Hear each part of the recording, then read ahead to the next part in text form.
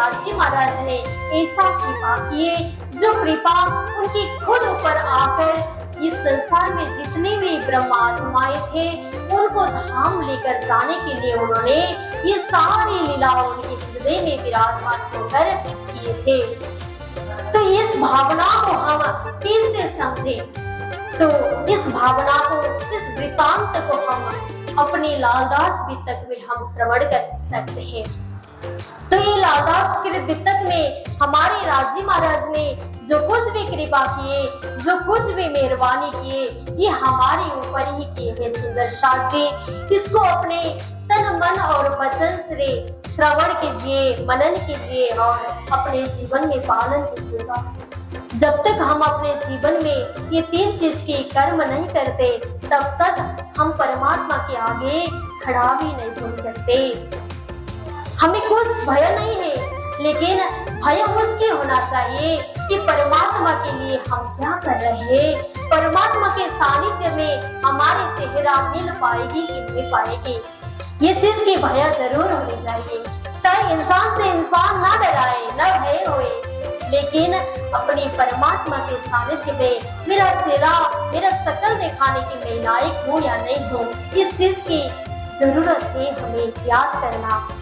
तो राजी महाराज जब परमात्मा इस संसार में प्रकट हुए थे, जब प्राणनाथ जी महाराज संवत 1751 में धाम तो चले गए, लेकिन उससे पहले ही राजी महाराज, प्राणनाथ जी महाराज लालदास जी महाराज को कहते थे, आप मेरी वृत्तक लिखो, अपने वृत्तक को समझाओ, कुछ लिखा करो, मेरा तो धाम जाने का समय आ रहा है। मेरे को कुछ आपके दायित्व तो सौंपना था, लेकिन मैं आपको कह रहा था, लेकिन तुम नहीं सुन रहे थे। लालदास जी महाराज उस समय उनकी बातों को ध्यान नहीं दे रहे थे, लेकिन स्वयं राजी महाराज खुद आपके सामने होते हुए कौन क्या करना चाहते हैं?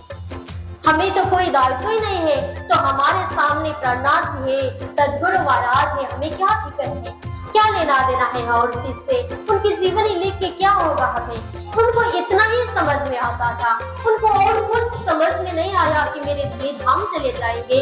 उसके पश्चात इस वितक की घटना हमें सुनना चाहिए, सुंदर साथ को श्रवण करवाना चाहिए।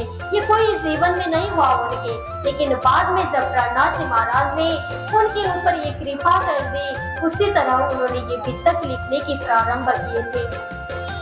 अब ये वितक तो हमें इस भावना में श्रवण करनी चाहिए सुंदर साथ जी, अपने भावना में अपने सुरता को अपने परमात्मा के श्री शरण में रखते हुए अपने पूर्ण स्वामी श्री लालदास जी महाराज की वितक में धनी श्री देवचंद्र जी महाराज की वितक आती है, तो उसके बाद में हमारे यहाँ रास की लीलाएं की वर्णन होती है, तो ब्रजमंडल की वर्णन भी होती है।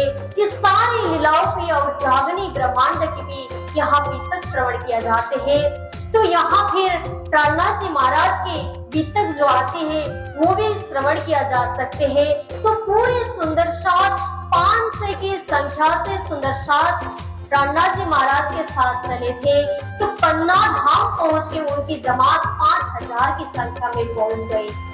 तो आप सुनिए, एक घर के मकान में 4-5 फेरे होते हैं, लेकिन एक परेशानी हो जाती है ना? लेकिन उनकी संख्या में देखिए कितने लोग थे, तो उनकी भावना में कितना जागृति था, कितना जोश था, कितना प्रेम था, वो सारी चीज त्याग की बराबर में था। तो आप ही बोलिए, आप अभी अकेले रह रहे होंगे, अपने परिवार कहाँ है वो पता ही नहीं चला किसी को, लेकिन उनके जमात में जो चले थे, एक घर के, एक मकान के ठहरे हुए जैसे भावना के साथ, एक प्रेम के साथ, एक दायरा के साथ में एक दूसरे की समानता और भावना के साथ में चल पड़ रहे थे। कोई द्वेष नहीं था, कोई भावना में शंका नहीं था। अगर कुछ होता था तो राजी महाराज खुद उनकी क्या कर देते थे, पूरा तैयारियां कर देते थे। आपको यहाँ जाना है, आपको वो काम करनी है, आपको वो सेवा करना है, आप ये कर दीजिए। इतनी सारी लीलाएं उनके जीवन में की, तो अंतिम में जाकर पन्ना धाम में उनकी विश्राम हो गई। तब फिर पन्ना धाम में ऐसी घटनाएं होती थी जहां राजी महाराज चर्चा करते थे, तब उस समय उनको स्वयं परम धाम की लीलाएं झलकती थी उनकी नजर में।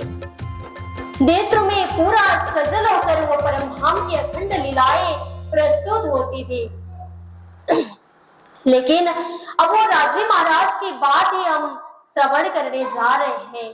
तो अब इस घटना में कौन कौन से समस्या प्रस्तुत हो जाएंगे, हम एक भजन के साथ में अपनी कथा को आगे बढ़ाएंगे। हमारे भाई जी एक भजन गा दीजिए, तब उसके बाद में हम फिर वित्त के अंतिम तक पहुंच के ही आज विश्राम करेंगे। हाँ, बोले कृष्ण कन्हैया लाल की, प्राणनाथ प्यारे की।